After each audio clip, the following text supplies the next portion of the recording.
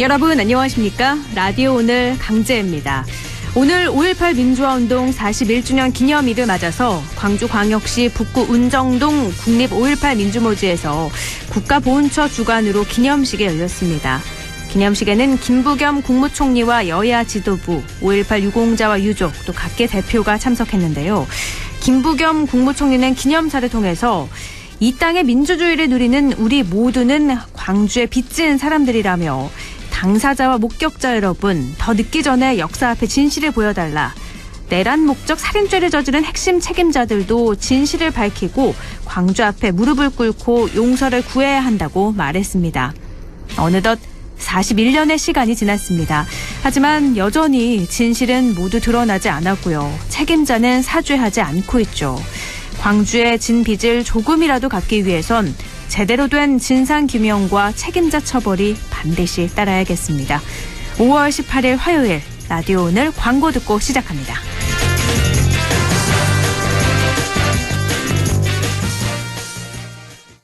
관절의 하트, 근육의 하트, 관절의 펭귄이 육근, 캐펜텍 핫. 관절의 꿀해, 근육의 꿀해, 하. 관절의 펭귄이 시원, 캐펜텍 쿨.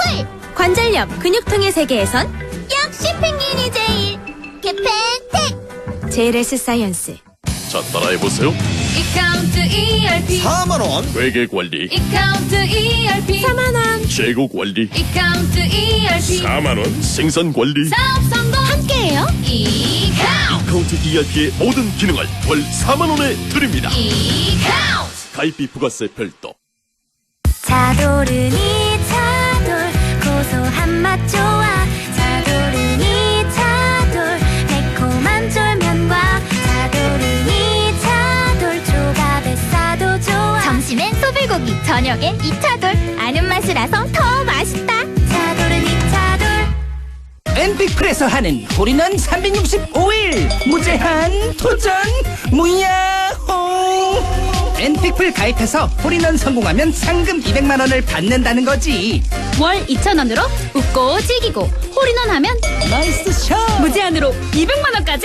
엔픽플 지금 다운받아. 다양한 무전 고민엔 티어실. 티어실로 불러버려. 티어실과 모든 무좀.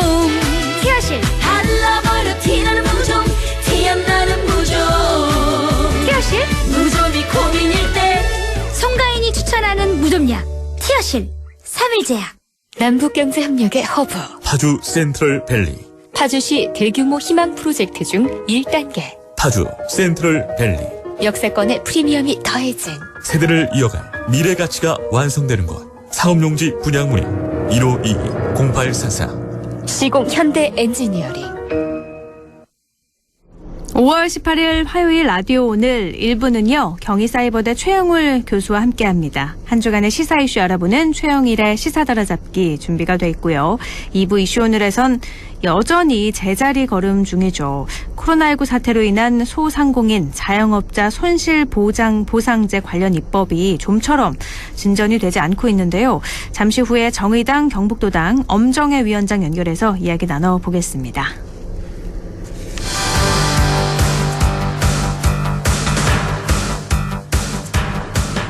시사 이슈 함께 이야기해봅니다. 시사 따라잡기 최영일 시사평론가 연결합니다. 안녕하세요. 네, 안녕하세요. 네, 오늘이 41주년 되는 5.18 광주 민주화운동 기념일인데요. 네. 정치인들이 참 많이 광주에 몸을 실었어요. 또 여야 모두 다 정치인들이 찾아서 참 이례적이기도 하죠. 그렇습니다. 이게 광주 41주년, 사실은 최근에 미얀마의 모습과 겹치면서 네. 어쩌면 40년 전 우리의 모습이 참 이게 피를 흘리면서 민주화를 이제 이뤄오는 안타까운 과정이었지 않습니까? 네네. 그런 또 이 아픔을 겪는 나라가 지구상에 아직도 있다. 그래서 어제 전야제가 열렸는데요. 이 구호 자체가 참 이 의미가 있었습니다. 5월 시대와 눈을 맞추다, 네. 세대와 발을 맞추다 이런 이제 주제여서 네. 어떻게 광주 정신을 현대에 계승할 것인가. 자, 아니나 다를까 말씀드린 대로 또 이 미얀마의 현재 군부 쿠데타 하에서 저항하고 있는 시민들과 연대한다는 메시지도 나왔습니다. 네.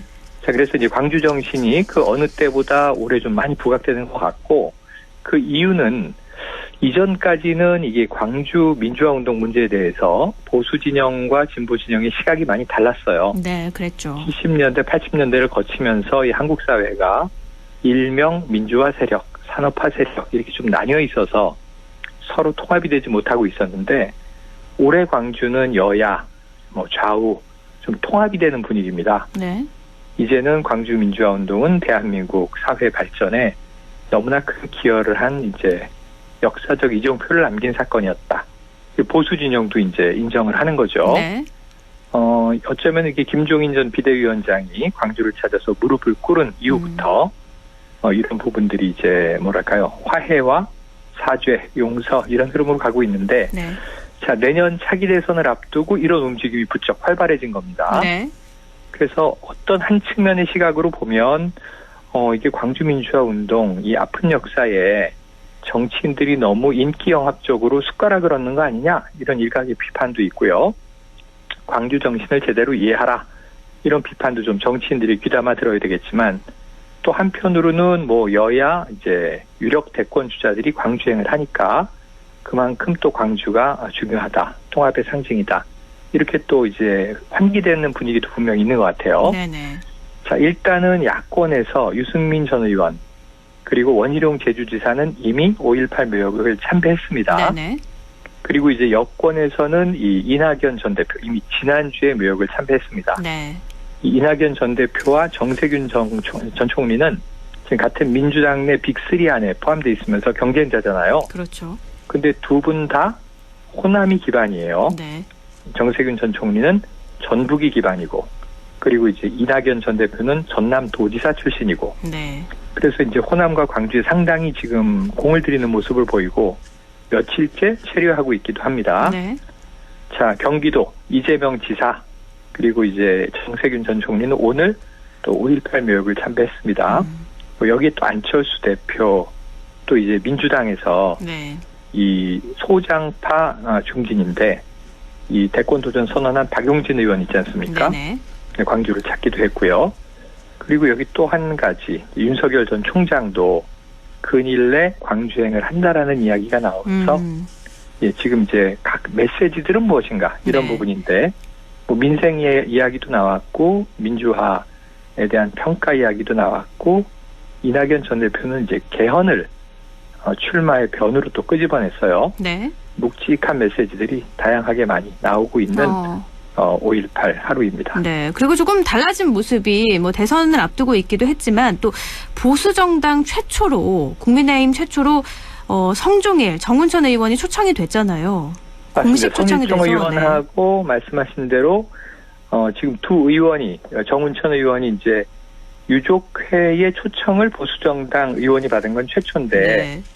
이것도 의미가 있습니다. 뭐냐면 광주 5월 단체에 가족들도 회원으로 가입할 수 있도록 해달라 하는 이제 입법을 추진하는데, 유족회와 5월 단체들의 뜻을 받아서 보수정당 의원들도 이 입법에 참여한 거예요. 네.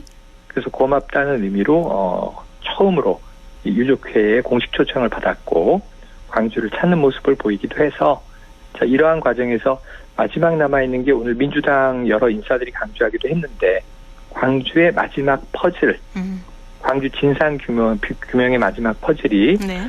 지금 누가 발포 명령을 내렸는가, 네. 최종 책임자는 누구인가. 지금까지 군의 입장은 이게 거리에서 무장을 한 시민군과 군인들이 대치하다가 우발적으로 이제 총탄이 발사되면서 교전이 벌어진 것이다. 그 사망자들은 이제 사고에 의한 것이다라는 입장이었는데요. 사실은 국방부와 여러 가지 진상조사위원회에 정말 수십 년간의 이 결과, 헬리콥터에서 기관총 사격도 있었고, 네. 그리고 국방부도 인정을 한 거고, 네. 그리고 이제 완전 무장을 한 작전 계획이 수립돼 있었고, 그렇다면 이게 계획적 발포라고 하는 것이 이제 지금까지 규명된 사실입니다. 근데 문제는 발포권자가 아직 이제 규명돼 있지 않은 것이죠. 네. 이게 이제 결국은 당시 전두환 장군 아니겠는가라는 강한 추정이 있지만 본인도 인정하지 않고 있는 대목이고요. 네. 그래서 이런 역사의 마지막 퍼즐을 찾는 이제 작업에, 진상 규명에 여야가 함께 해달라, 이게 이제 오늘 5월 단체들의 주문이기도 했고, 여야 의원들은 겸허히 거기에 부응하겠다, 또 이런 답들을 내놨습니다. 네. 그리고 이제 또 한 가지 대목이 있다면 지금 실종자들이 많아요.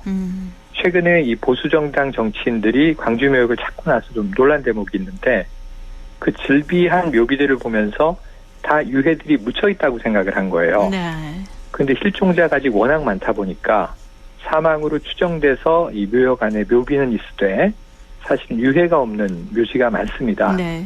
그러니까 이 많은 실종자가 어디에 감회장됐다더라 하는 이야기들이 계속 나와서 발굴 조사가 이루어지고 있는데 제대로 찾아내지 못하고 있어요. 그러니까 사실은 아직도 뭐 광주에 어떤 홀령들이 그렇게 편한 자리를 찾지 못한 것 아니냐. 이게 이제 우리 후대가 이어야 할 네. 마지막 또 이제 이 과제이기도 하다. 이런 부분 등등도 아직 숙제로 남아 있고 올해 조금 더 다른 때보다는 많이 정치인들에게 네. 환기가 되고 있는 것 같습니다. 네, 참 41년이라는 시간이 지났는데 아직까지도 진실이 다 드러나지 않은 게 참 안타까운 네, 현실인데요. 맞습니다. 네, 또 대선 주자마다 이렇게 본인을 부각하는 메시지도 많이 냈잖아요. 맞습니다. 네, 어떤 내용을 좀 주목할 수 있을까요? 그러니까 지금 이재명 경기지사 네. 보통 좀 굉장히 뭐 사이다 발언을 하는 이제 그런 정치인이시기도 한데 바로 제가 지금 말씀드린 그 대목입니다. 그러니까 이 5.18의 진실이 아직 밝혀지지 않은 게 많다. 네. 그리고 이러한 폭거를 일으킨 집단이 아직 이제 이 제대로 처단받지 못하고 있다. 사실은 한때 뭐 전두환 장군 그리고 노태우 장군 5060의 주역들이 역사 바로 세우기 재판에서 뭐 사형 언도까지 받은 바가 있었죠. 네네. 하지만 문제는 이제 사면이 됐죠. 네. 화해 차원에서 사면이 됐는데 그 이후에 문제가 발생한 게 최근에도 이제 전직 대통령들이나 또는 재벌 총수에 대한 이제 사면 이야기가 많이 나옵니다만 사면의 전제가 가해자와 피해자가 있는데 죄를 지은 쪽에서 진정한 사죄를 하고 국민이나 혹은 이제 법적 주체가 용서를 하면 사면이 이제 이루어지게 되는 거고 일상생활로 돌아가지 않습니까? 네. 근데 이 사죄가 진심 어린 사죄가 아닐 때 사면 받고 나서 부인하는 경우가 생기단 말이죠. 최근처럼. 네. 내가 뭘 잘못했느냐 하고 이제 역사의 부름에 응답했을 뿐이다. 이렇게 얘기를 하고 회고록을 내고 하면 황당한 이제 상황이 되는 거죠. 그 사면 무용론이 나오고 사면해주지 마라. 효과가 없다. 이런 또 국민적 비판이 나오기 때문에 이 앞으로 이제 이런 문제들에 대해서는 무엇보다도 진실을 명명백백히 발비키고 거기에 대해서 이제 역사적인 처벌과 그 이후에야 뭐 화해와 용서가 필요하다는 게 이재명 지사의 좀 추상 같은 얘기였고요. 네네. 오늘 정치인의 얘기 중에서 조금 흥미로운 얘기가 하나 나왔는데 네. 이게 좀 선정적입니다. 지금 김의겸 전 청와대 대변인이 지금 이제 이 열린민주당의 순번으로 김진애 전 의원의 뒤를 이어서 국회의원이 되지 않습니까? 네. 그런데 이제 사실은 좀 국회의원이 되고도 과거 흑석동에 대한 비판이 가라앉지 않자 본인의 남은 생애의 과업이 흑석동을 지우는 것이다 이런 얘기를 하기도 했는데 네. 이 5.18을 맞아서 이 전두환과 윤석열의 공통점에 대한 이야기를 꺼내놨어요. 네. 그래서 이제 이것도 굉장히 좀 많이 회자가 되고 있긴 한데 뭐 동의하는 분도 계시고 전혀 그렇지 않은 분도 계실 겁니다. 다만 당시에는 이제 정치 군인이 어떤 역사의 부름에 응하기 위해서 군복을 벗고 그리고 이제 현실 정치에 뛰어들어서 이렇게 정권을 찬탈하고 또 막대한 부정이득을 올리지 않았습니까? 네. 아직도 추징금을 다 갚지 못하고 있는데 근데 이제 윤석열 전 총장도 결국은 이제 이 검사복을 벗고 역사의 부름에 응한다는 이유로 지금 이제 정치에 뛰어들 시동을 걸고 있는 거 아니냐. 네. 이런 점들에서 여러 가지 이 전두환 장군을 연상케 하는 대목들이 있다라고 사실은 꼬집어 비판을 한 겁니다. 여기 대해서 뭐 윤석열 전 총장 측에 답이 나오진 않았지만 지금 또 야권 지금 1위 유력 대권 주자로 올라 있지 않습니까? 네. 여기에 대해서는 또 이제 아마 여론상 지지 국민과 또 반대 국민 호불호가 나뉘어져 있기 때문에 이러한 이제 정치적인 이제 이야기거리가 상당히 또 오늘 갑론을박 하나 이제 화제거리가 되고 있을 것이다. 네. 이렇게 이제 포털들을 통해서 확인이 되고 있는 상황입니다. 그러니까 김의겸 의원이 사실 윤석열 전 총장을 언급한 이유가 지난 3월 언론 인터뷰 이후에 굉장히 오랜만에 5.18 메시지를 냈기 때문이잖아요. 그렇죠, 그렇죠. 네네. 지금 윤석열 전 총장 우리가 보기에 대통령 수업 중이다, 열공하고 있다. 네. 이런 보도들은 나오고 있는데 본인의 육성도 나오지 않고 네. 공식적인 이제 언행이 없어요. 네.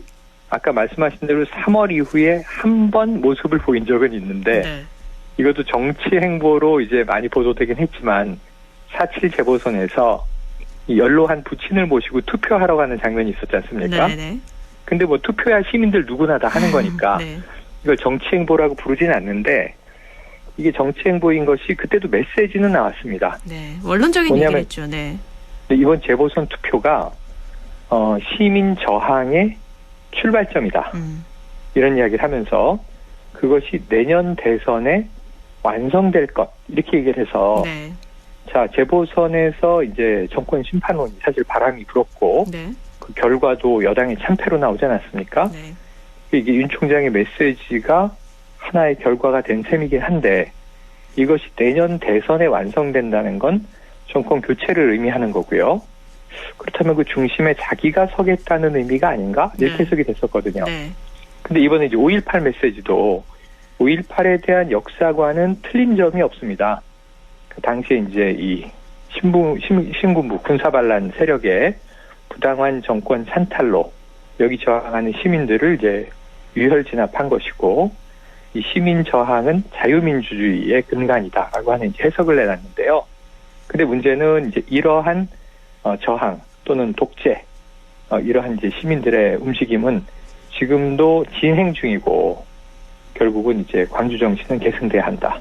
정치인들이 필요할 때만 광주를 쓰고 버리는 그런 행태들이 있어 왔는데 안 될 일이다라고 하는 이야기를 하고 있거든요. 네. 그래서 이제 적지 않은 장문의 이야기를 처음에는 이제 이 조선일보를 통해서 단독으로 보도가 됐다가 여러 또 신문사와 이제 뭐 문자를 통한 이 육성 통화는 없었던 것 같아요. 메시지를 주고 받으면서 똑같은 내용이 이제 글이 펼쳐졌는데 이 보도 내용을 자세히 보면 그 맨 아랫부분에 이렇게 언급이 이제 된 것으로 보도가 됩니다. 네.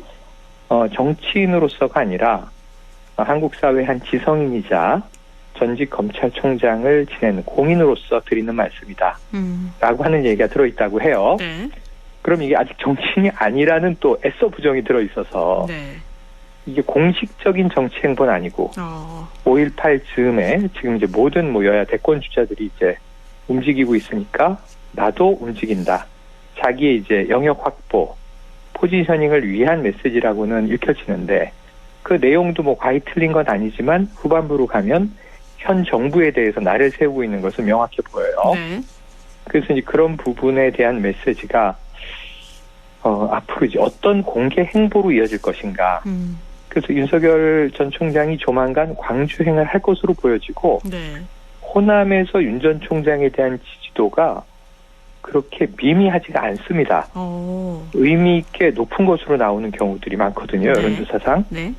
그러면 아마 윤 전 총장이 호남에서 상당한 이제 지지세를 확보할 경우에는 좀 이게 수도권에서 약진하는데 상당히 좀 이제 강점이 될 거고요. 네. 이미 보수 세력의 이 대권 주자가 되어 있는 만큼 어떻게 국민의힘이나 뭐 중도, 국민의당 등과 결합할지는 아직 답은 없지만 결국은 이제 통합해야 1대1 구도, 뭐 그 이재명 지사와 네. 1대1 구도가 될지 여권의 누구가 될지 아직은 이게 딱 특정하기는 어렵지만 그렇게 되어가는 그림을 이제 윤 전 총장 본인이 기대하고 있다면 문제는 결국 이제 이 보수 진영과 결합을 해야 되기 때문에 그럼 영남권의 지지는 상당히 이제 획득하고 있는 셈이거든요. 네. 물론 이제 일전에 야당 내 일부에서 자 박근혜 전 대통령을 구속하는 것에 대해서 사과하라 이런 요구가 나온 바가 있었죠. 네. 물론 이게 김용판 의원이 매우 개인적인 이제 입장이긴 했지만 그 이후에 TK 지역에서 살짝 지지율이 빠지기도 했습니다. 그러니까 그래 윤 전 총장 정권 교체 주역이지 하고 영남권에서 지지를 하다가 내부의 논쟁을 듣고 보니까 그래 저 사람이 바로 얼마 전에는 적이었지 하는 또 환기가 되는 거예요. 네. 그래서 이런 이제 어떤 정체성 규정 같은 게 정치 시작할 때 상당히 중요한데 이런 대목들이 어떻게 될 것인가. 호남이나 광주의 지지를 또 어느 정도 끌어낼 수 있을 것인가. 이 앞으로 남아있는 행보에도 아직 시작도 안 했는데 네. 지금 오늘도 상당히 북적북적한 광주에서 또 윤 전 총장의 빈자리를 주목하는 눈길도 많더라 하는 부분도 우리가 유념해야 될 것 같습니다. 윤 전 총장의 정치 행보 시작을 5월 말이나 6월 초로 예상을 하셨었잖아요. 맞아요. 그러면 윤 전 총장이 이번에 대구를 갔을 때 뭔가 정치 행보 시작을 딱 알릴까요? 가능성도 있습니다. 가능성도 있습니다. 네. 왜냐하면 더 늦어지면 네. 지금 김종인 전 비대위원장이 자, 별의 순간을 잡았다라고 이야기하면서 네. 5월 중순쯤 이제 정치 행보를 시작할 것이다. 그리고 이제 바로 국민의힘으로 가지 않을 것이다. 제3지대에서 독자 세력화를 할 것이다. 하지만 신당까지 창당하지는 않을 것이다. 네. 이런 여러 가지 예견을 하면서 사실은 본인이 킹메이커가 되고자 하는 강한 의지의 피력과 함께 윤 전 총장에 대한 청사진을 막 그려냈어요. 네. 근데 윤 전 총장은 여기에 지금 부응하지 않고 있어요. 네네. 김종인 전 위원장은 이제는 윤 전 총장에게 관심 없다. 이런 분위기로 돌았어요. 네. 실제로 관심이 없다기보다는 너무 열심히 구애하니까 돌아보질 않는구나. 그러면서 요즘에 다른 인물에게 좀 관심을 쏟고 있습니다. 네. 바로 김동연 전 경제부총리인데요. 네. 이 인물을 막 띄우기 시작했어요. 근데 김동연 전 경제부총리는 흥미로운 이제 인물인 것이 전임 정권이나 현 정권에서 경제부총리까지 지냈죠. 네. 전임 정부에서는 이제 국무총리실에서 아주 중책을 맡기도 했었습니다. 네.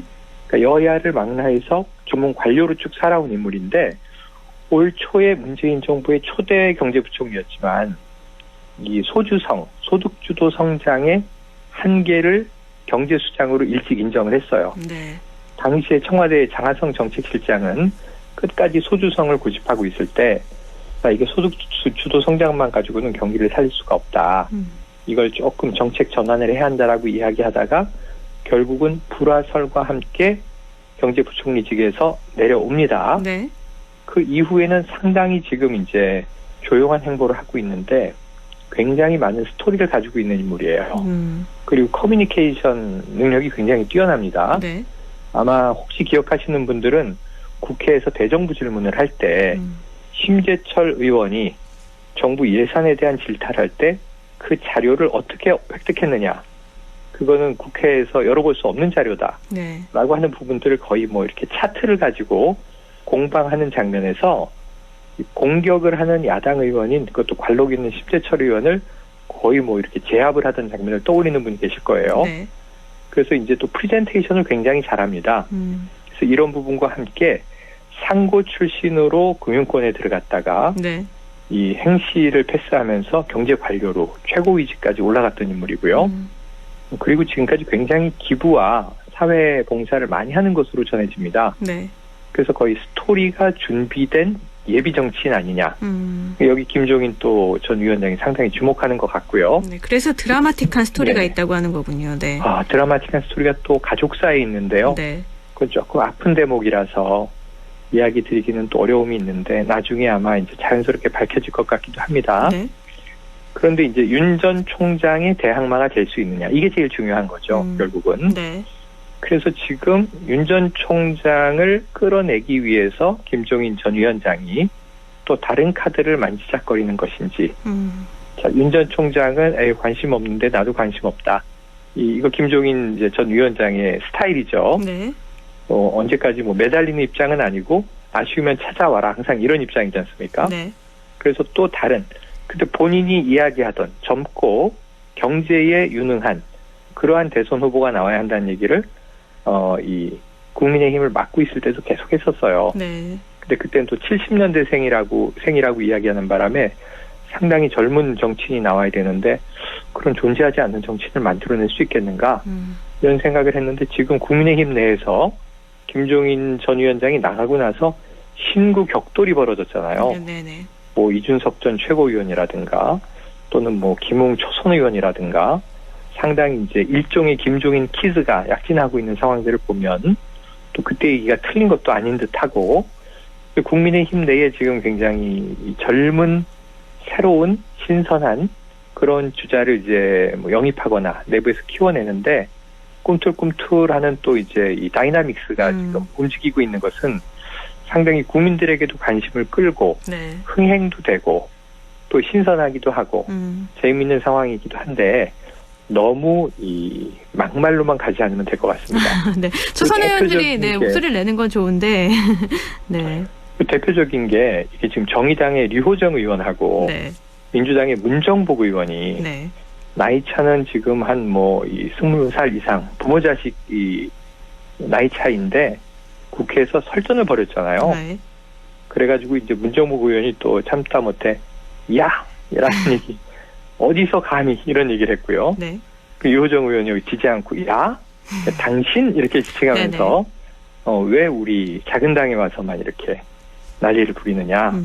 국민의힘에는 한마디도 못하시면서 하는 또 아주 이제 좀 신경질적인 설전을 보니까 신구격돌이 아무리 신선하다고 해도 저건 아니다.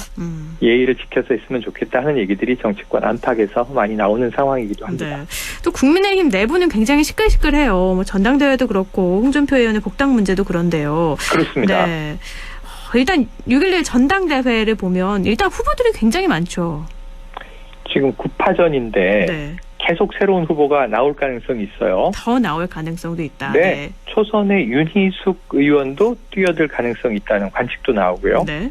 지금 나경원 전 의원 아직 이제 공식 출마 선언 던지지 않았고요. 네.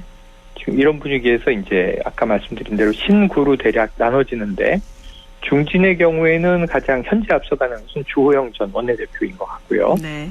근데 이제 비판점은 도로 영남당 되는 거 아니냐. 김기현 지금 신임 원내대표, 네. 당대표 권한대행 하고 있는데 결국 이제 부울경 지역 울산인데 PK, TK가 또 이제 당권과 원내 사령탑을 나눠 가지면 도로 영남당 이미지가 된다. 이런 이제 비판이 내부에서도 나오고 있는 것이고 네. 수도권으로 좀 올라와 보자 이런 얘기들이 이제 있는 것이고요.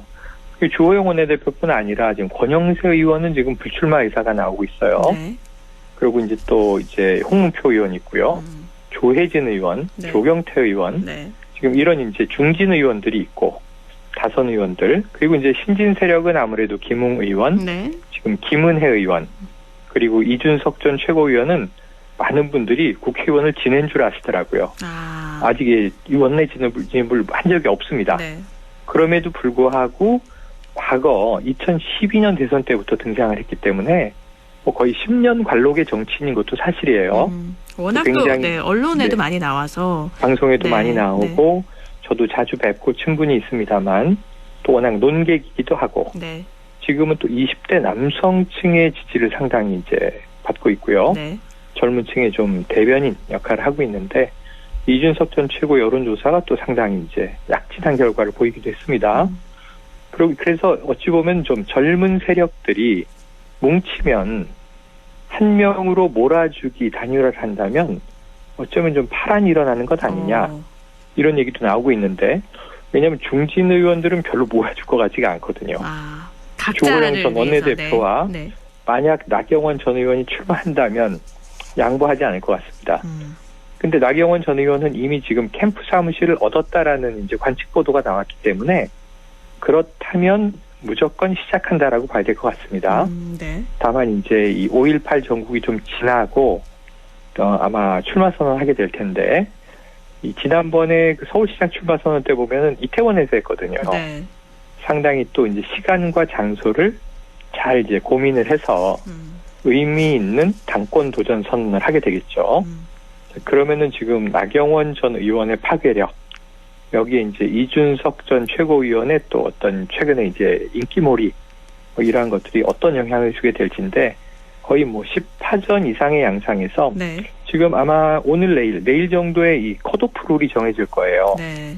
예비 경선 룰이 정해지면 한 이제 소수 1차 컷오프를 찍어내고 5인 이내로 이제 본선이 벌어지게 될 텐데 여기서 누가 유리할지는 컷오프의 결과가 또 미묘한 변수가 되거든요. 네.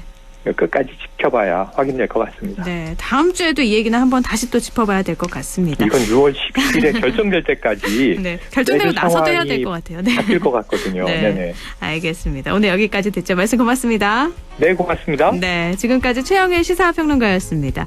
라디오 오늘 1분 여기까지고요. 잠시 후에 2부에서 뵙겠습니다.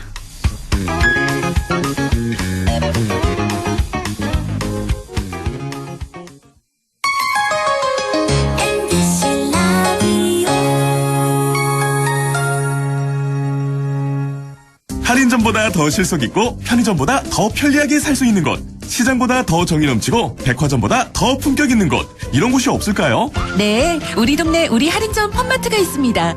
지난 25년간 항상 고객과 함께한 홈마트.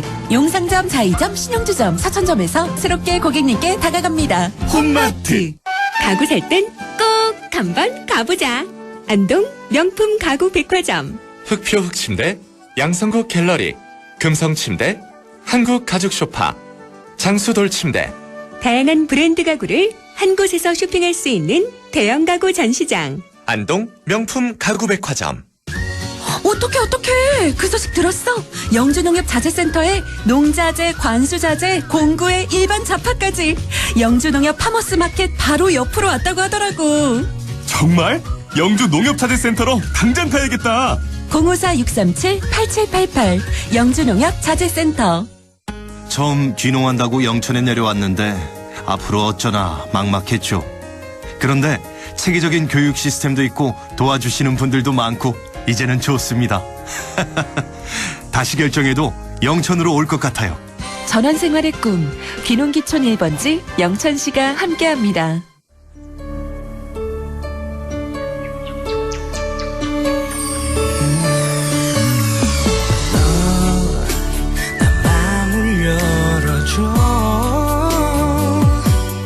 다가가 나 속삭이도록 언제나 내 생각으로 행복해야 해요.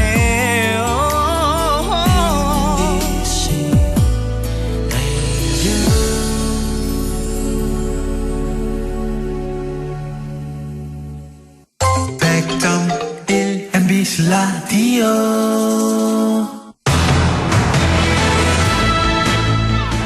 라디오 오늘 2부 순서 이슈 오늘입니다. 코로나19로 인해서 집합금지, 제한 조치 당하는 바람에 손실이 큰 자영업자와 소상공인 분들 정말 많이 계시죠. 이분들의 손실을 보상해줘야 할 텐데요. 그런데 관련 법안 제정은 제자리 걸음만 하고 있습니다. 정의당 경북도당 엄정혜 위원장 연결해서 이 이야기 나눠보죠. 안녕하십니까? 네, 안녕하십니까. 엄정혜입니다. 네. 위원장님, 정의당은요, 지금 코로나19로 인한 자영업자의 손실 보상해줘야 한다. 법안 마련 소급 적용 촉구하고 있잖아요. 네. 네네. 지금 손실보상법 제정 소급 적용, 그럼 왜 필요한지 다시 한번 알려주시죠. 네. 이제 코로나19로 인해 국민들이 많은 어려움에 이제 처해 있습니다. 네. 현재. 특히 자영업 하시는 분들은 좀 직격탄을 맞았습니다. 얼마 전 발표된 언론 보도에 따르면 자영업자 분들의 부채가 2019년에 비해 좀 2배로 증가했고, 최근 2년 동안 16만 개의 음식점이 폐업하고, 지금 여행사는 정말 고사 위기에 이래 처해 있습니다. 네. 정부가 기존에 지급한 재난지원금은 손실 보상의 한계가 많다는 거죠. 네. 그래서 손실보상법은 코로나19 이제 통제 방역 단계에서 정부의 행정명령으로 경제적 피해를 본 자영업자, 소상공인의 손실을 보상해 주는 것을 이제 골자로 하는 법입니다. 네. 네. 그리고 코로나 손실 보상은 이제 반드시 소급 적용되어야 하는데요. 우리 헌법 23조에는 공공 필요에 의한 재산권의 수용, 사용 또는 제한 시 국가는 정당한 보상을 지급해야 한다고 명시되어 있습니다. 네. 공공의 필요에 의해서 국가가 국민의 재산권을 좀 제한했다면 보상의 기준 시점은 행정명령이 시작된 시점으로 하는 것이 헌법 정신이라고 생각합니다. 특히 우리나라는 사회 안정망이 되게 좀 빈약하고 또 사각지대도 많이 넓거든요. 네. 그렇다고 하면 기존 사회 안전망으로는 국민의 손실과 피해에 좀 적절히 대응하기 어려우므로 특별법으로 보상과 지원을 제도할 필요가 있다고 생각합니다. 지금 코로나19로 인해서 손실을 본 자영업자분들, 소상공인분들 너무나도 많이 계시죠. 그런 분들의 피해를 다 보상을 해줘야 된다는 내용인 건데요. 근데 지금 여야 모두 손실보상금 하루빨리 집행하자 이런 입장이잖아요. 네네. 네. 지금 가장 큰 쟁점이 소급 적용 부분인데 그럼 지금 어디에 막혀 있는 거예요? 여야 의원들은 이제 손실보상법 소급 적용에 찬성하는 분들이 이렇게 많은 것으로 알고 있습니다. 네. 이제 그러나 이제 정부는 소상공인 손실 보상을 위해 이제 이미 14조 원을 지급했고 네. 또 소급 적용의 불가 방침을 좀 여러 가지 이유를 들고 있어요. 네. 그래서 소급 적용의 범위, 그다음에 대상자 지정이 어려움, 네. 그리고 앞서 재난지원금과 중복 여부, 네. 또 재원 마련과 국가 채무가 이제 이렇게 이제 증가하는 이유로 네. 손실보상법을 소급 적용하기가 좀 곤란하다 이런 입장이고요. 네. 근데 특히 또 재정과 형평성을 고려해야 된다는 거고, 또 국민들 중에서 어려운 분들이 소상공인뿐만 아니라 굉장히 많다는 이유를 대고 있습니다. 네. 소급 적용을 하여 손실보상액을 책정하면 일부 소상공인들은 보상액을 또 차감해야 되잖아요. 이미 이제 재난지원금을 받은 분들이 계시니까. 1, 2차, 네, 뭐 3차까지 예. 받았으면, 네. 예. 이럴 때 이제 발생하는 혼란이 초래될 수 있다. 이런 이유를 들고 있습니다. 네. 그래서 지금 좀 혼란이 있는 건데, 또 손실 보상 대상도 아까 말씀하신 것처럼 좀 쟁점이에요. 그게 보니까 손실 보상 1차 대상인 집합 금지 대상 업소 14만 개 중에서 상당수가 유흥시설이라고 하더라고요. 그래서 이 네. 유흥시설에 다 피해를 보상하게 되면 다른 피해 업종은 어떡하냐 이런 게 또 정부의 입장인 거죠. 네네네네. 네. 이것도 좀 알려주시죠. 예.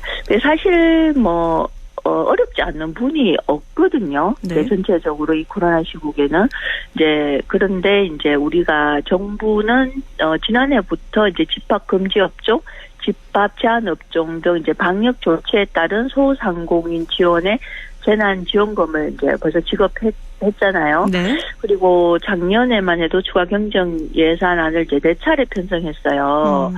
그래서 이제 정부는 이제 손실 보상액을 소급 책정하면 뭐 아까 말씀하신 것처럼 이제 차감해야 되는 이런 이제 어려움이 있다. 네. 이제 이런 거를 말씀하셨고 또 이제 뭐 골든 타임을 이제 놓칠 수 있다. 이제 이렇게 얘기했는 거요. 네. 네. 그다음에 지금 이제 또 쟁점이 이제 손실 보상을 다른 피해 업종도 많은데 어떻게 할 거냐 이제 이런 부분인 거잖아요. 그렇죠. 그래서 그리고 이제 정의당 이제 심상정 의원 대표 발의한 코로나 보상 지원 특별법에는 이제 소상공인 기본법에 따른 소상인과 중소기업 기본법에 따른 이제 소기업 중 대통령이 정하는 자의 집합금지, 집합제한, 직접 대상은 또 아니지만 영업, 돌봄, 일상생활에서 이렇게 피해를 보는 국민들도 피해 대상자로 이렇게 포함했거든요. 네. 네, 그래서 집합금지나 집합제한 대상이 아닌 일반 소상공인, 특수고용 이제 취업자들도 상당히 피해를 입어서 이제 정의당은 이제 이분들에게 전년 대비 매출과 소득이 30% 이상 감소했을 경우 감소액의 절반 정도 이렇게 지원하자는 안을 만들었어요. 네. 그리고 뿐만 아니라 이제 비대면 수업, 수업 변경, 뭐 중증 장애인 아동, 또 돌봄 등 일상생활에서 발생한 피해도 좀 지원해주자는 안이죠. 네. 그러니까 이렇게 집합금지 대상 업소 중에 유흥시설이 많다고 하더라도 그 다른 피해 업종도 지원이 가능하다 이런 게 입장이시네요. 그렇죠. 네네네. 그렇죠. 근데 또 보상 기준 아까 범위나 대상자 선정에도 어려움이 있다라고 하셨는데 그게 쟁점이다라고 말씀을 하셨는데 이건 어떻게 좀 대안이 어떤 게 있을까요? 매출액 손실로 할 건지 보상 기준을 아니면 영업이익 손실로 해야 될 건지 이것도 논란인 것 같더라고요. 네, 그래서 이제 정의당 안은 이제 소상공인의 이제 고정 비용과 이제 최소생활 보장액을 보상에도 불구하고 또 당의 연도 기속 신고에서 영업이익이 이제 전년도 70% 범위 내에 이르지 못할 경우 네.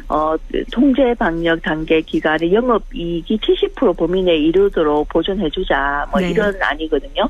최대 70%까지 보존을 해주자. 네. 네네네. 그리고 집합 금지 및 집합 제한 대상이 아닌 이제 소상공인은 전년 동월 대비 매출이 30% 이상 감소한 대상자에게 네. 감소액의 이제 2분의 1 범위 내에서 지원받는다 규정하고 네. 이제 이런 경우는 대상과 지원 수준은 이제 보상지원위원회에서 이제 논의한다 이제 이런 안이에요. 네. 근데 이제 어제 그 기자회견을 한 코로나19 대응 전국 자영업자 비상대책위원회는 손실보상안을 2020년 3월 18일 이후 1년간 매출과 그다음에 코로나19 사태 직전해의 2019년의 같은 기간 동안 이제 매출을 비교해서 그 차액의 20%를 이제 보상 금액으로 책정하라는 의견을 내었어요. 네. 근데 이제 현재 중요한 것은 매출액 손실을 할 것인지 영업이익 손실을 할 것인지가 아니라 네.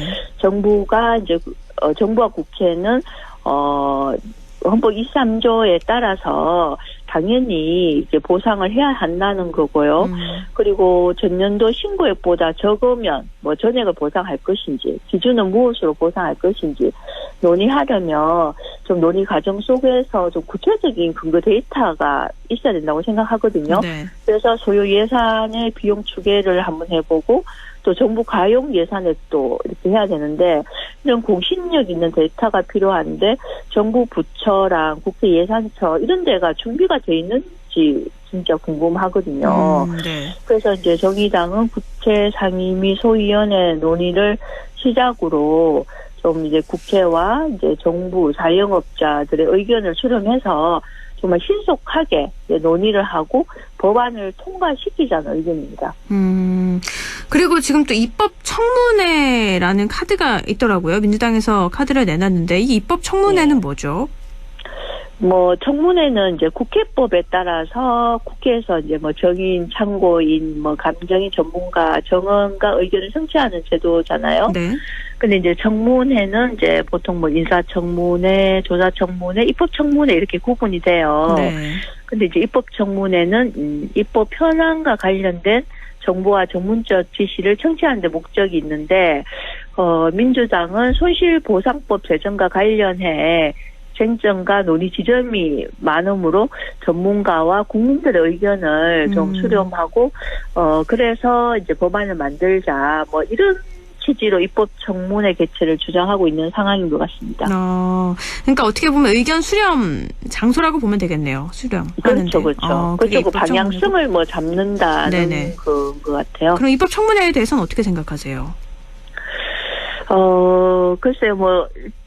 이제까지 이렇게 이게 좀 어려운 건 아니거든요. 이제 네. 헌법에 어떻게 생각하면 헌법에 딱 이제 23조에 이제 보상을 해주게 돼 있고 그러면은 기준을 어떻게 할 것인지 있는 거예요. 네. 그리고 얼마만큼 지원해 주자는 그거거든요. 네. 근데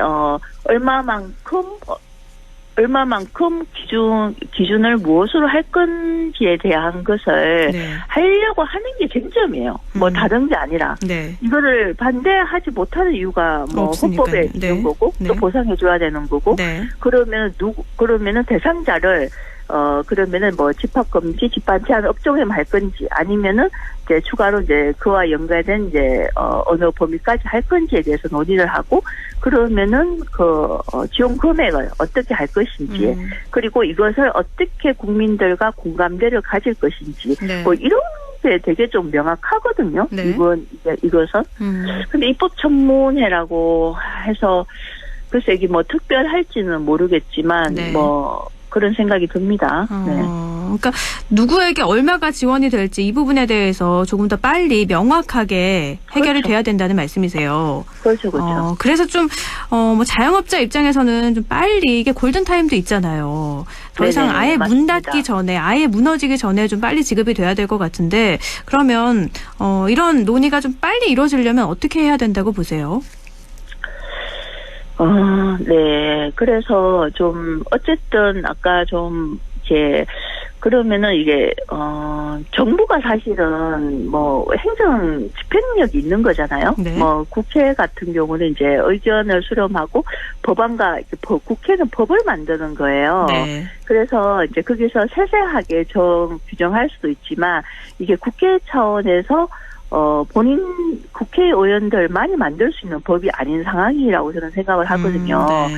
그러면 이제 자영업자 당사자들이 있잖아요. 네. 그리고 자영업자 당사자분들이 어쨌든 의견을 좀 낸 상황이고, 그리고 그러면 국회에서는 이제 어떤 기준을 가지고 하는데 지금 소위원회부터 이렇게 뭐 중기부 소위원회에서부터 이렇게 빨리 개최를 해야 되는 건데 이게 이제 중기부 소위원회에서 다 할 수 있을까라는 생각이 드는 거죠. 네. 그래서 뭐 예를 들자면 그래서 이제 쟁점 사항에 대해서 뭐 직업 대상 어떻게 할 건지 소급 적용을 소급 적용과 그 간접 피해 업종들이 있잖아요. 네. 그리고 뭐 지원 금액을 어떻게 할 건지 이제 이와 관련해서 이거는 정부하고 여야가 이제 의견을 합의 과정이 필요하다고 생각하거든요. 알겠습니다. 그래서 아까 이제 뭐 말한 것처럼 일단은 소속히 이제 그 중기부에서만 할 수 있는 게 아니기 때문에 이제 기획재정부라든지 그다음에 이제 또 산자부라든지 뭐 정부 차원의 종합적인 좀 지원책을 만들어야 되고 그리고 어쨌든 국회에서는 이렇게 이제 손실보상법에 대한 이제 공감대가 이렇게 형성돼 있는 상황이고 그렇다고 하면은 이제 법안 소위를 빨리 개최해야 되는 거죠. 네. 그래서 이제 이렇게 점검한 사항이 되게 많은 거잖아요. 네. 그래서 이제 그 법안 소위부터 이제 국민들과 당사자와 정부와 국회의 의견을 좀 모아야 된다고 그렇게 생각하고 있습니다. 네, 알겠습니다. 비단 이게 뭐 빨리 해야 되는 거기 때문에 모두가 다 모든 부처가 함께 나서야 된다는 문제로 정리하면 될 것 같습니다. 오늘 여기까지 듣자. 말씀 고맙습니다. 네, 감사합니다. 네, 정의당 경북도당 엄정혜 위원장이었습니다.